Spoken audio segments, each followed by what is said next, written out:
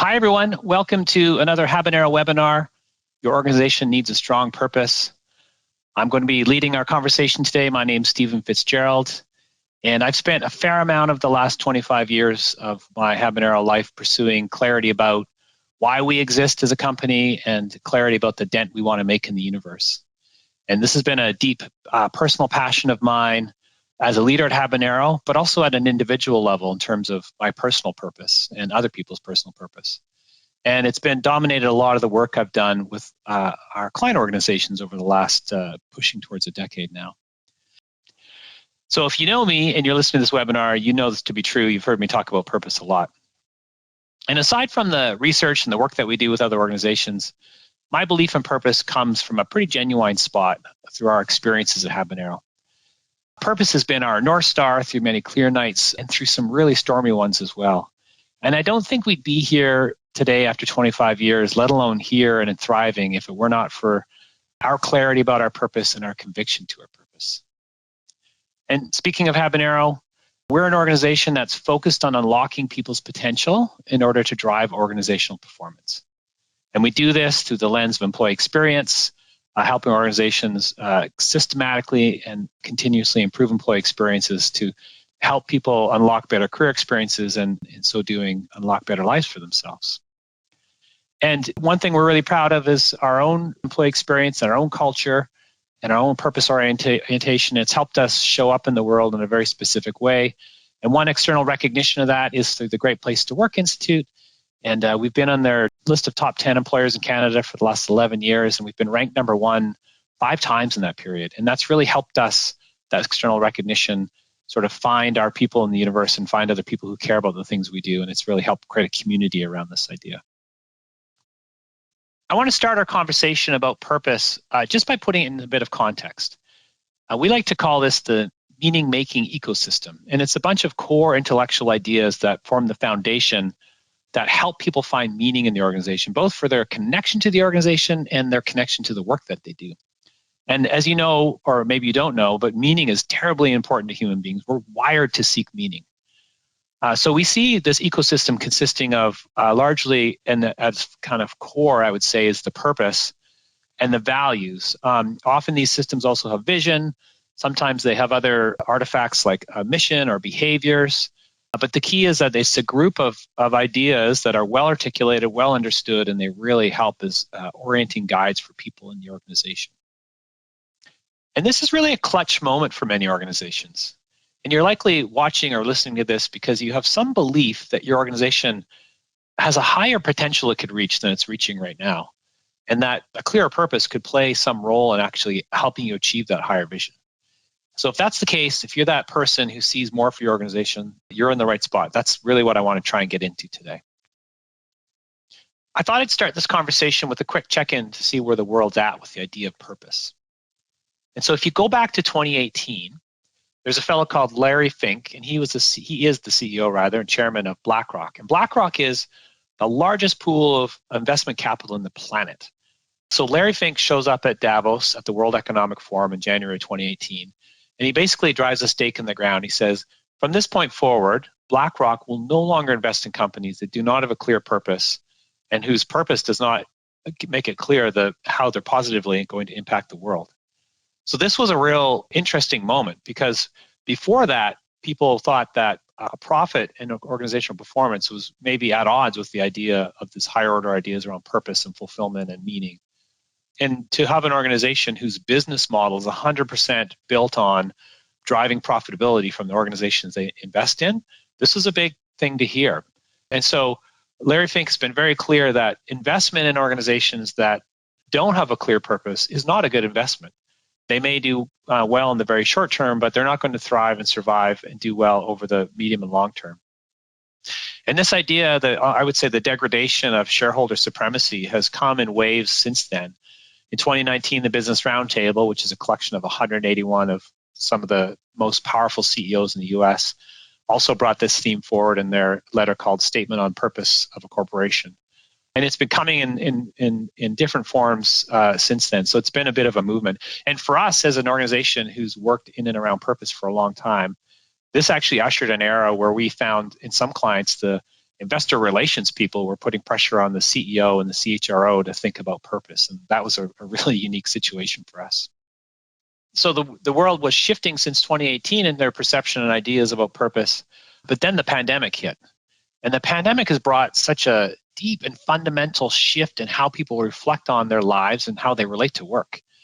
And there's been a lot of talk about the Great Resignation, but research is showing that this staggering movement in the labor market is just a symptom of this deeper shift in people's relationship with work. And so a little bit of data to support that. This is from a Gartner survey. Over 60% of people that did the survey said that the pandemic has made them long for more substantial changes in their life. But even more relevant to our conversation today, 65% of the people say that the pandemic made them rethink the place that work holds in their lives. And what's also related to that, in my mind, is that over half the people say that they want to make more of a contribution to society, and they want their organizations to make more of a contribution to society too. And this really speaks to a growing and changing expectation of what people want out of work and what they want their organizations to participate in. And so the natural question that comes to me when I see things like this is, okay, well, this is interesting, but is this just sort of a temporary impact of the pandemic? And looking at other research in psychology, neuroscience, and biology, we're starting to see more empirical data to say that this is actually more of a foundational change in human behavior. So something that's going to stick around more likely than not. I don't see this as something that's going to go away anytime soon. So let's back up a little bit and let's talk about where this whole idea has come from. The idea of purpose has been around for quite a long time. In fact, the father of modern purpose, Viktor Frankl, he was an Austrian neurologist, psychologist, philosopher, writer, and Holocaust survivor. And he was the first one to really understand life's meaning as a sort of a central human motivational force. And he's really the person that brought this idea of purpose to the forefront. And since that time, since the 40s, there's been a tremendous amount of research on purpose. They've researched purpose in organizations, in sports teams, in nations, at the individual level, at the team level. So there's no end to the data and research around the impact of purpose and how it works. But that aside, I maintain that the idea of purpose is really an incredibly intuitive idea. And if we think about our lives and we think about the moments where we had the opportunities to work on things that really matter to us as humans, and we're able to work on those things in a way that brought our special gifts to life. And by special gifts, I mean the things we're deeply talented at doing that we really get that flow state and we love doing. And we're able to bring those two things together.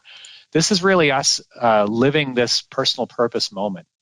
And what's happening there is we're operating at a higher level of performance. We're working at our best. And by performance, I mean fulfillment and creating the best outcomes and building best relationships.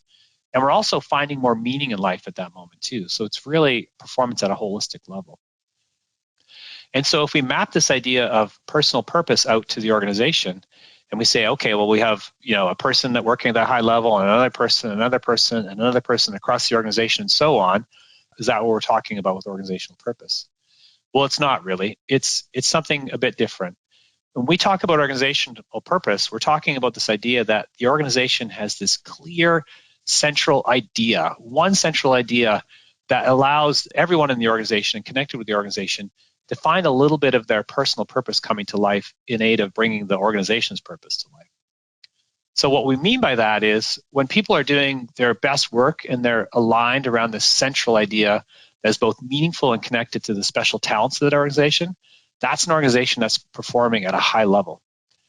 And when that central idea is clear and it's well articulated and the organization works to align behaviors and motivate performance around that idea, we call that a purpose-driven organization.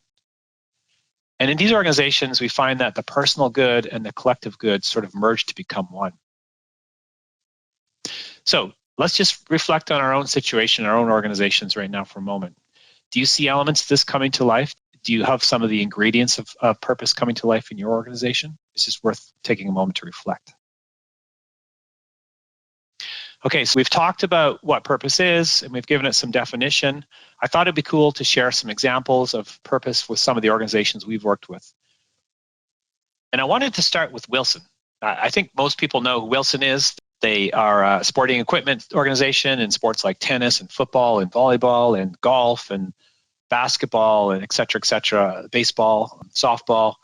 And they've been around for over 100 years. And they're an organization that believes deeply that sport can make the world a better place, especially when we can all find our inner athletes.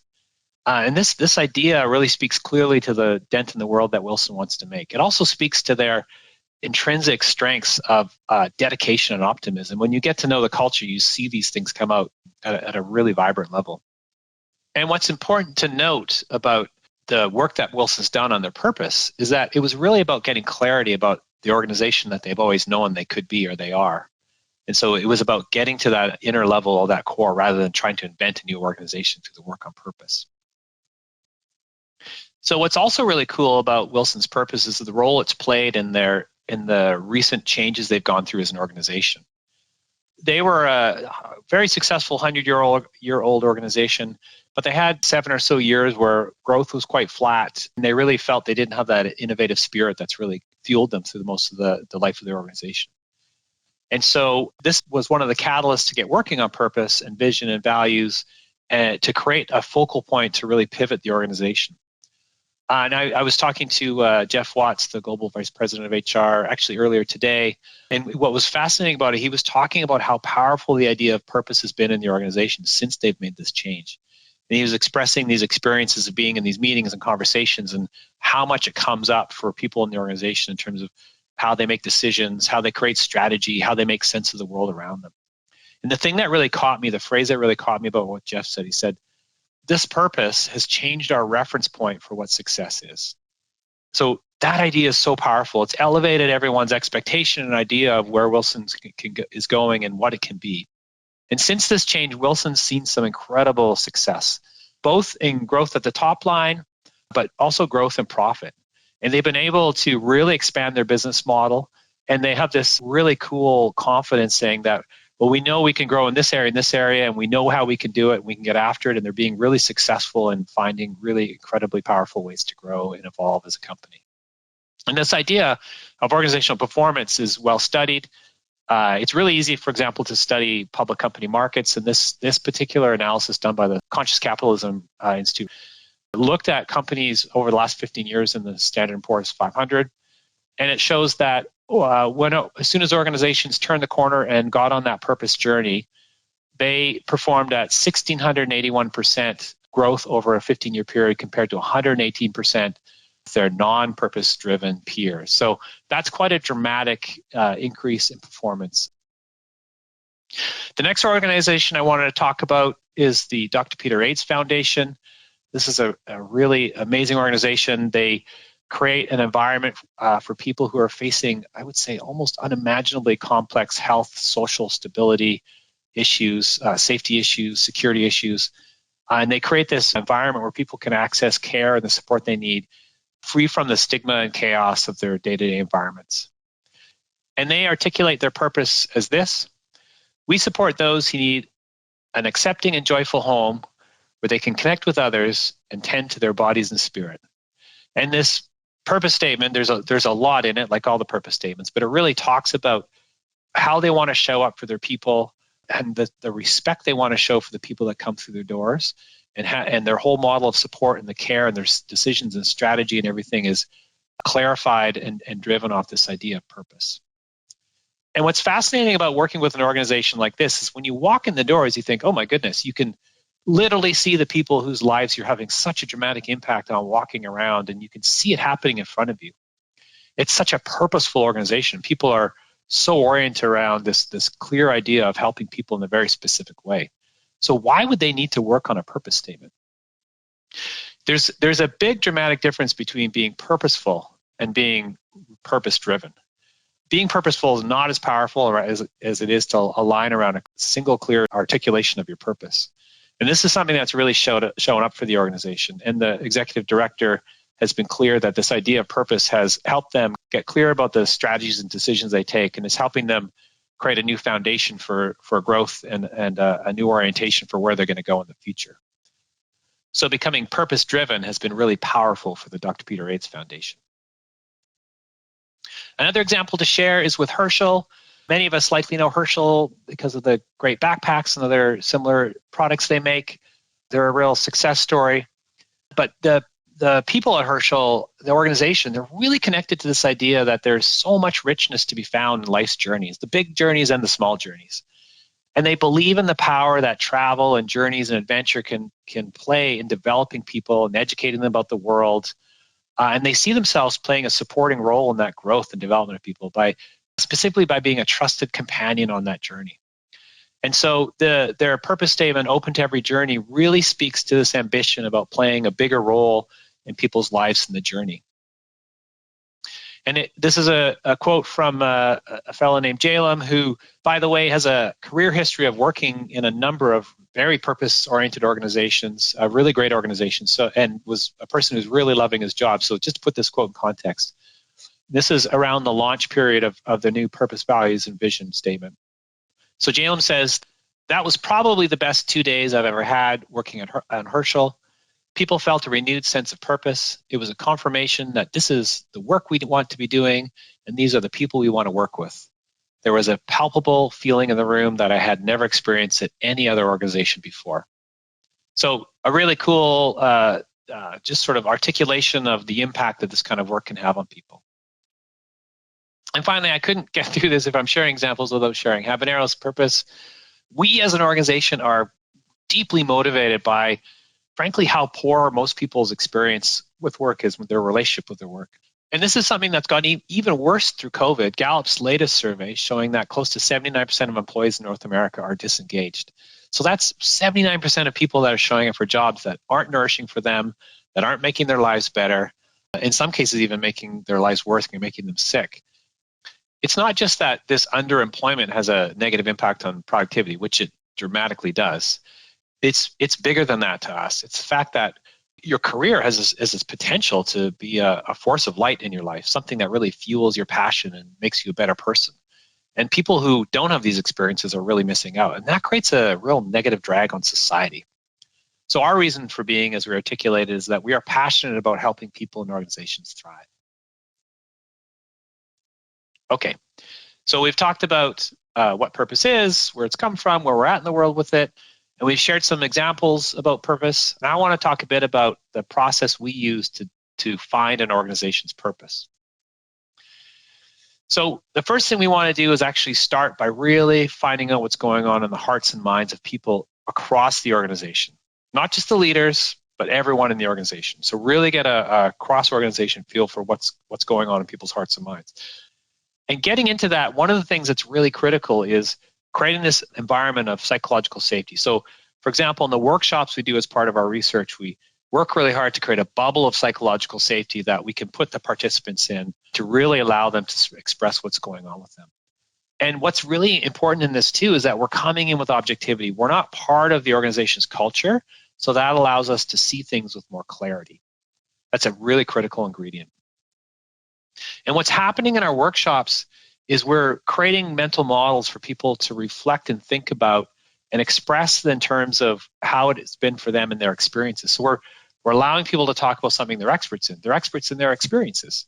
And this idea of allowing people to talk about their experiences, but doing it around the context of some different mental models and different ways to think about the organization and their work and their life at work is actually quite helpful for people in terms of their understanding of their world.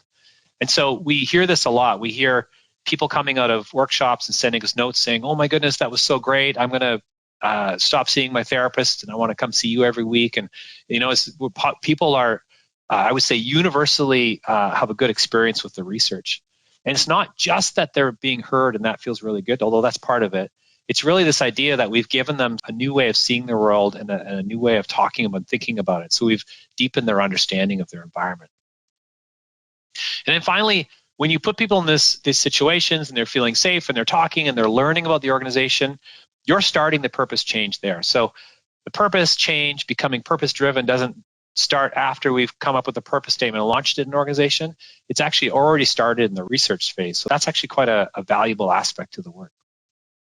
So we've done the research to understand what's going on in people's hearts and minds.